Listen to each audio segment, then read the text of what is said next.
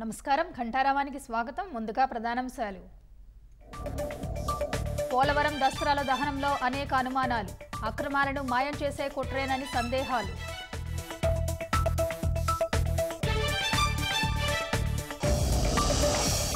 Tungabhadra dam stop lock gate అమరిక విజయవంతం. 6 రోజులు శ్రమించి లక్షల క్యూసెక్కుల నీటి వృధాకు అడ్డుకట్ట.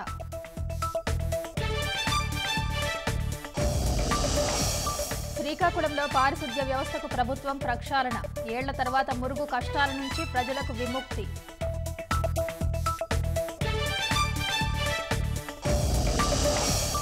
నిలకడగా ప్రముఖ గాయని పి. సుశీల ఆరోగ్యం. చెన్నై కావేరీ ఆసుపత్రిలో చికిత్స.